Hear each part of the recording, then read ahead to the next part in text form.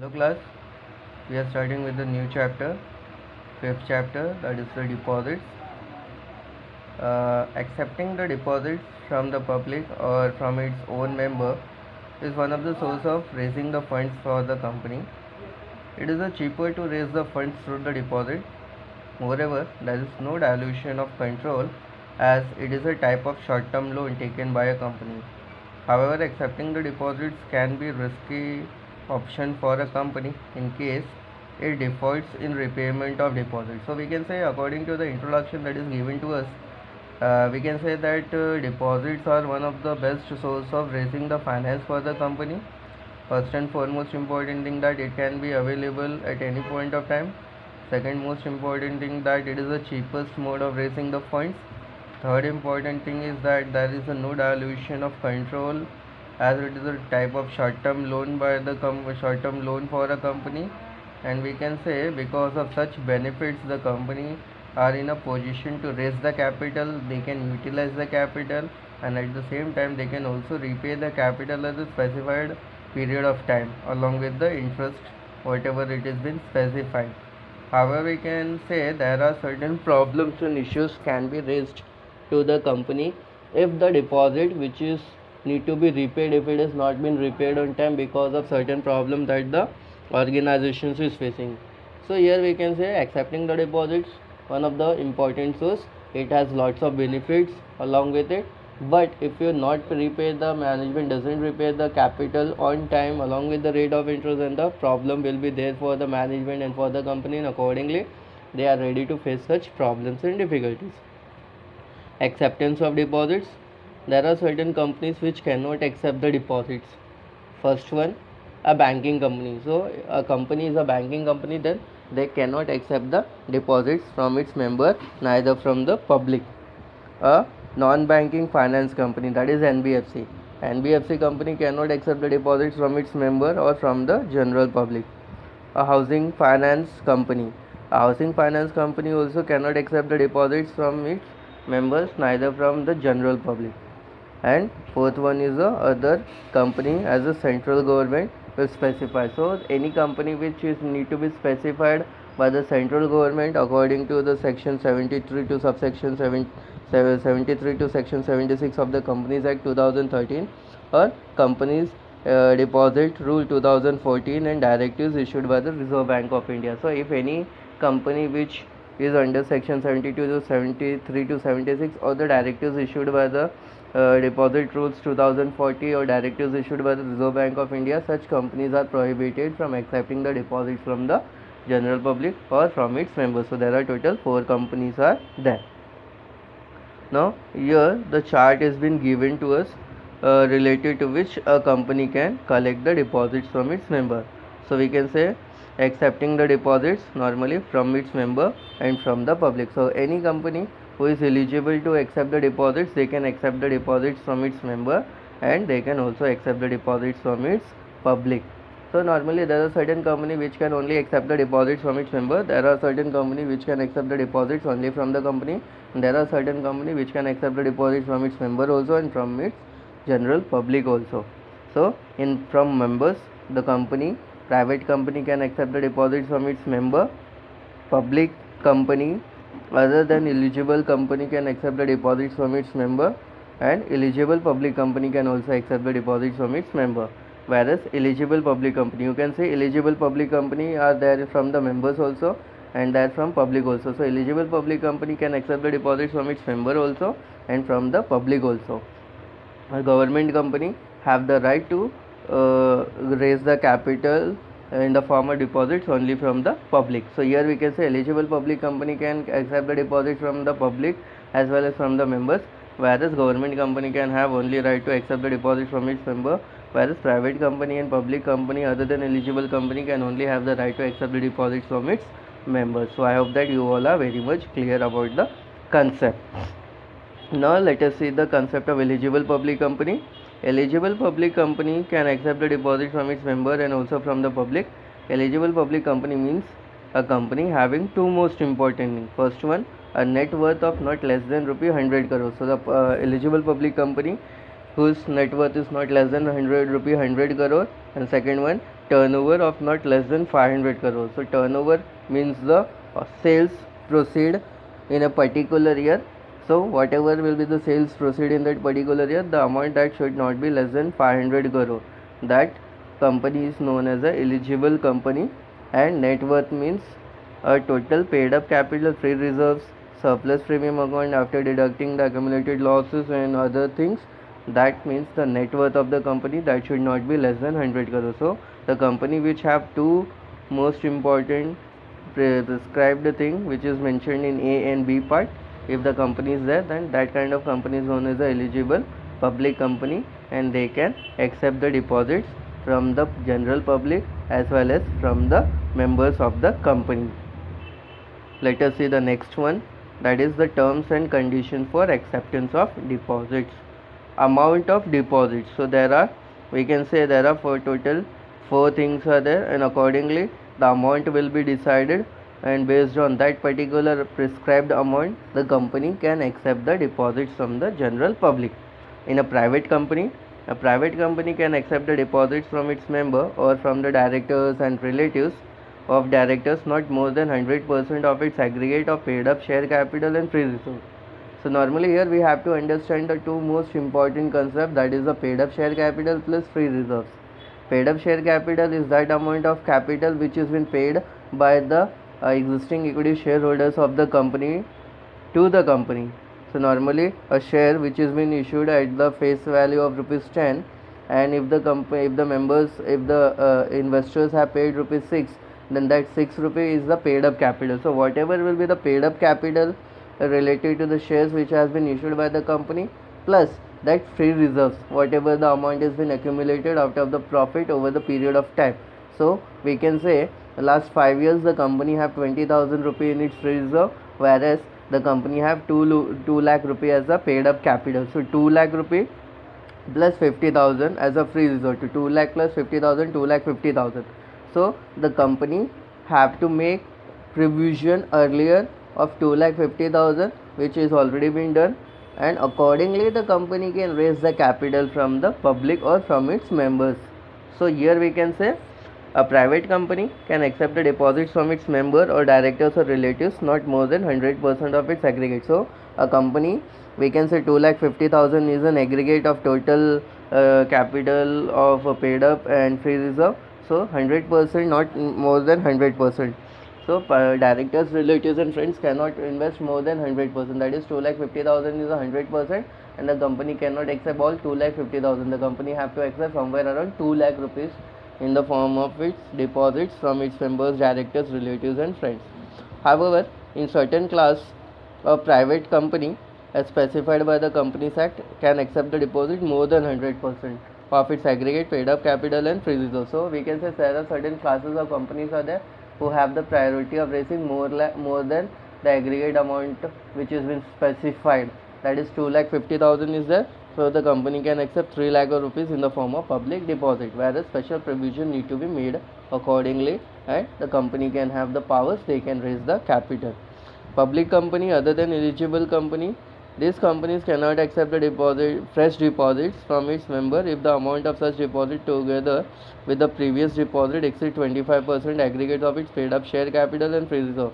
So public company other than eligible company, if it has already issued the public deposit which is more than the specified amount of 25% paid up share capital and free reserve, then the company cannot accept the fresh amount. If the company repay 25% paid up share capital and free reserve which was issued by them earlier, then only the company can issue the new class of deposits, new class of accepting the deposit. Whereas if the company has already issued such amount in the form of public deposit, then the new or fresh issue cannot be accepted by the company. C1, eligible public company can have the right to raise the capital from members and also from the public. So we can say from the members cannot accept fresh deposit if the amount of such deposit together with the provision deposit exceed 10% aggregate paid up share capital and free reserve.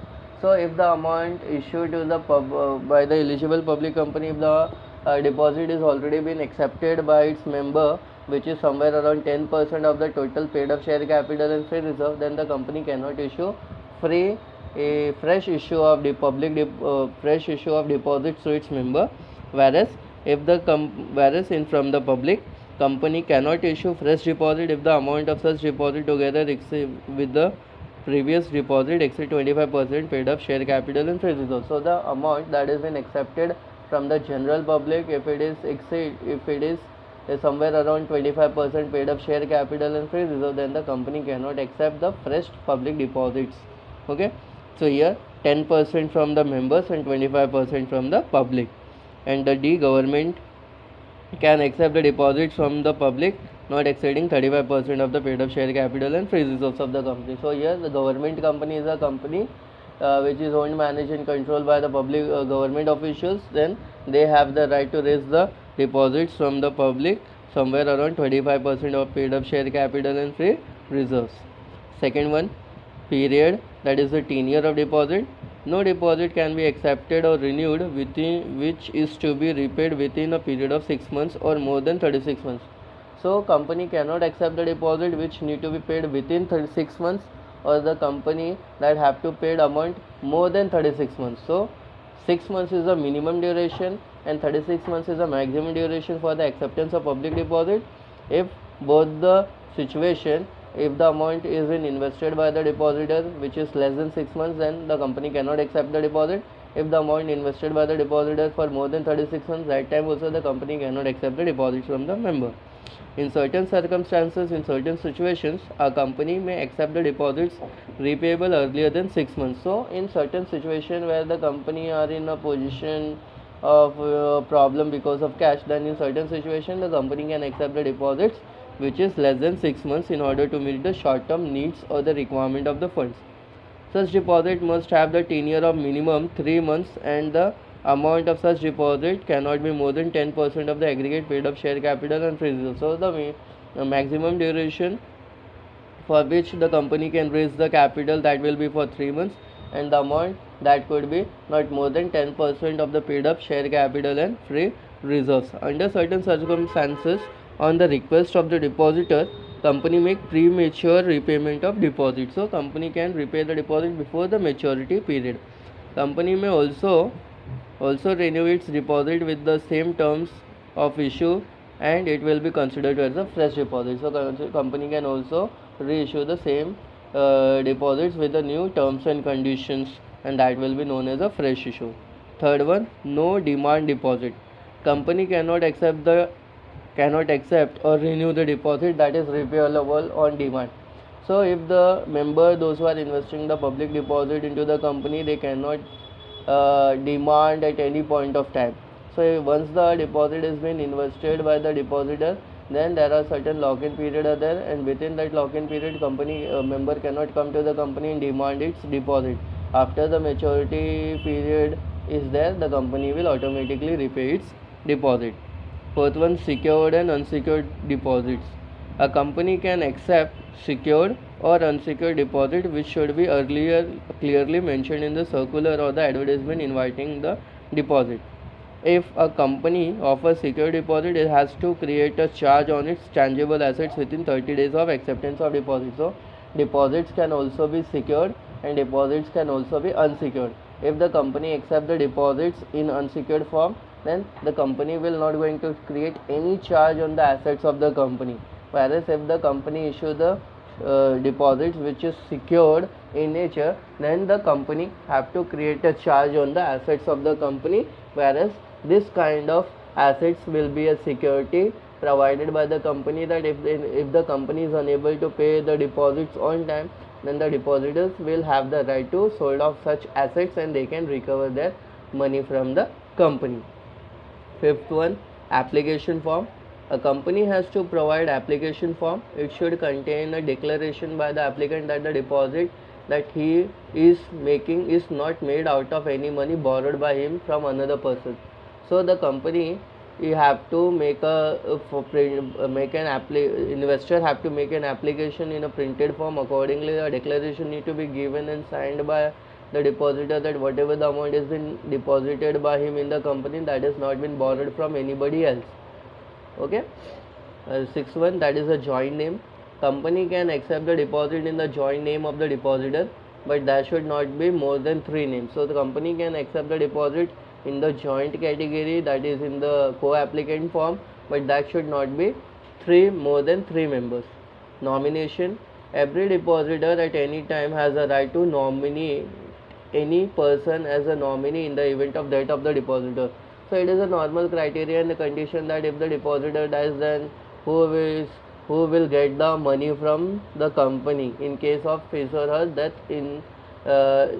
death related to the investment that he has done. So normally if the depositor dies in between, then he will give a name of the nominee before his death. Only while filling the application form, he will write one person as a nominee, and in case of his death, the nominee who have the right, they will get the money in the form of deposits.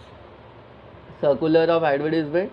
If a company invites the deposits from its member, it has to issue a circular, but if it is invite the deposit from the public, then the company has to issue an advertisement. So normally we can say if the company accepts the deposits from its members, directors, relatives and their friends, then a circular. A circular means a short notice that need to be displayed on the notice board, and accordingly the members will come and invest the money in the form of deposit. But whereas if the company wanted to invite the general public for its investment in the deposit, then he have to issue a advertisement in the newspaper. So there are certain things are there. Contents of this circular or advertisement. First one, statement about the financial position of the company. If there is a circular or if there is an advertisement is there issued by the company, then company should mention the financial position of the company. Company should mention the portion of secured and unsecured deposits for the fresh issue or the lot of issue. Credit rating obtained from a credit rating agency. CRISIL is there, CARE is there. These are the credit rating agency. They will give the rating to the company, and accordingly that need to be mentioned. Only for the eligible public company, details of the scheme, that if the company raises the capital, then in what scheme it will going to invest its capital. Name of the deposit trustee. Deposit trustee is a person who will be in between the company and the depositors, and they will protect the rights of the depositors. Okay. Amount due towards the deposits of any previous deposits accepted by the company. If any amount is due before accepting the fresh deposits from the company, that need to be mentioned in the advertisement. B1, filing a circular or the advertisement with the registrar of company. Company has to file a copy of circular or advertisement signed by all the directors with the registrar of company. So whatever the circular or advertisement that need to be issued by the company, that one copy of it need to be filed with the ROC, and accordingly the company can proceed with the further procedure. Issue of circular or advertisement. Only after 30 days of filing a copy of circular or advertisement with the ROC, the company can issue the circular or the advertisement. After filing the copy of ROC, after 30 days, the company can issue the advertisement of the circular. Company can send the circular to the member through the speed post or as an email. So they can adopt any medium through which the messages will need to be conveyed to the investors, and accordingly they can come and invest it into the company. For inviting the public, company has to publish an advertisement in one English newspaper and one vernacular newspaper having the white circular in the state whereas the company's registered office is located. So if the company is issuing an advertisement, then the advertisement need to be published in one leading newspaper that is in English and one leading newspaper that is in Marathi, because the company is located in Maharashtra, so Marathi newspaper that have a larger circulation. Validity of the circular or advertisement. The circular or advertisement is valid for 6 months from the end of the financial year in which it was issued or the date on which the annual general meeting is held, whichever is earlier. So if the annual general meeting is held before 6 months, then that will be the total expiry date of that circular or the advertisement. Or if the 6 months, if the meeting is not held within the 6 months, then the expiry of the 6 months will be there, and accordingly the circular and the notice will expire after that particular time period. Appointment of deposit trustee. When issuing secured deposit, eligible companies and public companies have to appoint one or more deposit trustee. So when the secure deposit is been issued by the company, then the company need to appoint one or more deposit trustee. This deposit trustee protect the interest of the depositors in case of a company default in repayment of deposit. So here they will protect the rights and the interest of the investor if the company is in default of repayment of deposit to the investor. Companies sign a contract with the deposit trustee called as a trust deed. It contains the terms and conditions of the contract. The deed has to be signed at least 7 days before issuing the circular of advertisement. So here the company need to enter into an agreement or into a contract with the deposit trustee. Accordingly, that terms and conditions need to be mentioned and they will follow each and everything. Okay, the deposit trustee on its own or on the request of the 1/10 of the depositor can call a meeting of all depositors when a company default in repaying. So 1/10 member need to give their consent, and accordingly deposit trustee will call the meeting in order to discuss the matter related to their deposits in the company, and accordingly they will take the decision related to the company's matter. Okay, here 10th one, create a charge on assets. A company accepting the secure deposits from the public within 30 days of acceptance has to create a charge on its tangible assets for the amount not less than the amount of deposit. So here if the secure deposit has been issued by the company, then after we can say 30 days of its acceptance, the company have to create a charge on the tangible assets of the company. Accordingly, the amount that has been issued, that has been accepted by them in the form of deposit. Minimum amount of security should be equal to the amount not covered by the deposit insurance. So here the amount that should minimum amount of security should be equal to the amount which is not been covered by the insurance. So that need to be secured and charged accordingly by the company on the tangible assets. 11th one, deposits insurance. A company need to take a deposit insurance at least 30 days before issue for a circular of advertisement. If the amount of deposit plus interest on its paid up to rupees 20,000, insurance is to be taken. So if the amount is more than rupees 20,000, then the company need to take the insurance, which will make sure that the amount will be repaid by the company to the depositors in case of any default has been made by the company in repayment of deposit along with the interest.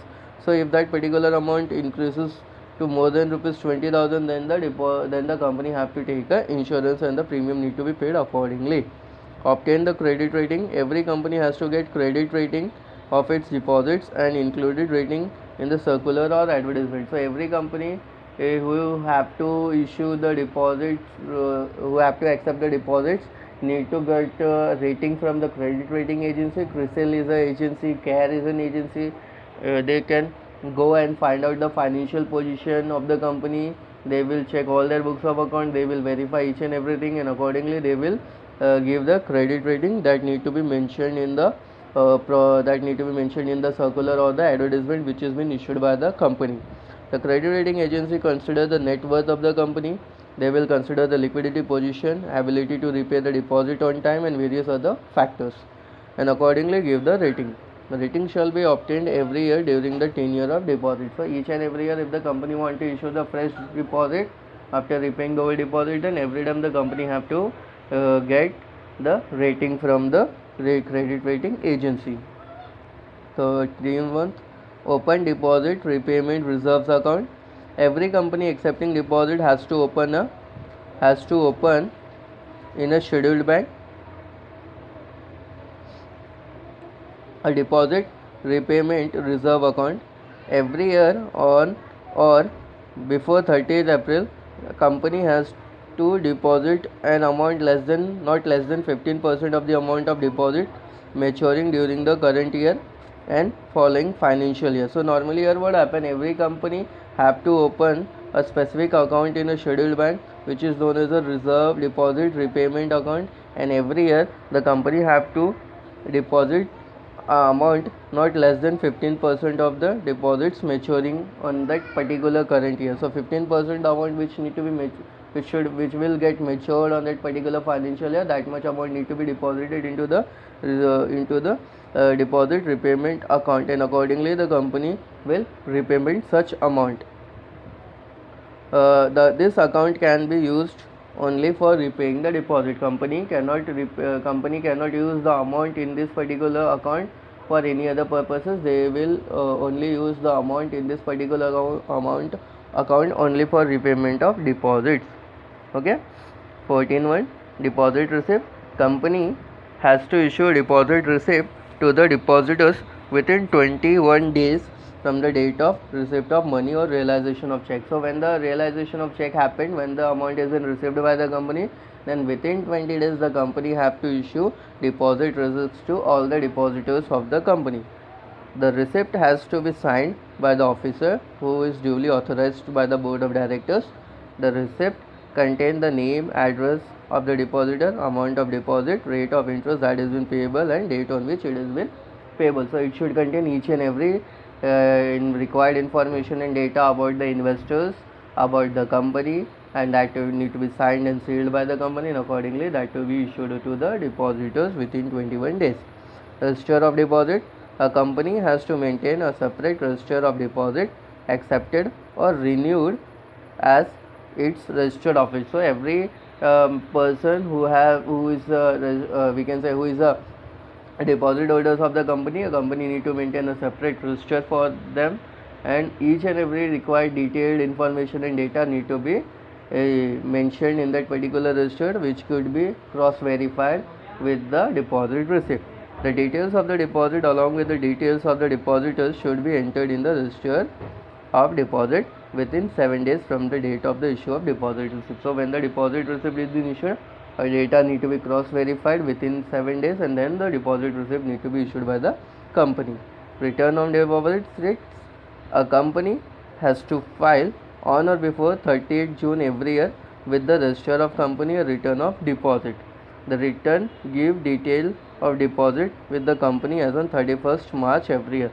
So company, whatever the amount that need to be paid on that particular deposit, then on or before 30th June every year the company have to file a register of the company a return of deposit. This return gives the detail of the deposit with the company as on 31st of March. So whatever the amount that is needed to be paid by the company on the deposits, that need to be filed with the ROC.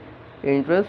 The maximum rate of interest on the deposit depend upon guidelines given by the Reserve Bank of India up to time to time. In case of premature repayment of deposit, company can deduct 1% interest from the date of interest stated in the time of acceptance of deposit. So here what happened, according to the Reserve Bank guideline, the company will get the instruction, and accordingly they will determine the rate of interest on that acceptance of deposit or on the deposits from the members or from the company. And if the premature deposit is there, if the company is repaying the premature deposit, then the company have the right to deduct 1% of interest. For deposits matured and claimed but remaining unpaid by the company has to pay a penal rate of interest at the rate of 18% for the overdue amount. If the deposits are matured and claimed but it is not been paid by the company, then again the company have to pay the interest at the rate of 18% for the overdue amount. That is a kind of a penalty which has been imposed by on the company who is in default of repayment of such deposits. 18th one, right to alter the terms and condition. A company cannot either directly or indirectly alter the terms and condition of the deposit, trust deed, and the deposit insurance contract once the circular or advertisement is issued and deposit are accepted by the company. So here we can say a company cannot alter or cannot make an amendment or changes in the contracts or in the terms and condition related to the issue once it has been issued to the public through the advertisement or through the circular. Okay. 9th one, disclosure in the financial statement. A company has to disclose in its financial statement by way of note the money received from the directors, their relatives and friends in case of private company. So the company have to mention this much of amount that they have received from the deposits by a note, and accordingly they will going to disclose in its financial statement. and the auditor's remark will also be there accordingly. Punishment: as per the Companies Act, an officer of the company who is in default for contravention of the provision of the act is punishable for fraud.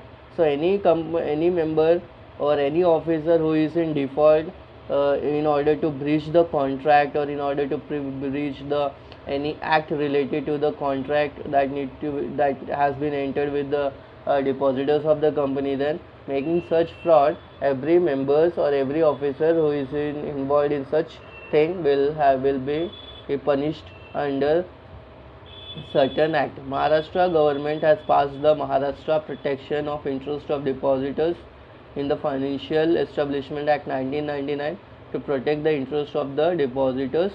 Company in Maharashtra will be punished for contravention of the provision of this act also. So any particular act or law or anything that is been breached or violated by the members or by the officers of the company, then the company will punish for such activity or the act that is being done by the company. So here there are total 20 points are there, and we have gone through all the 20 points that is been given to us in the terms and condition for the acceptance of deposit. I hope that you all are very much clear. Thank you.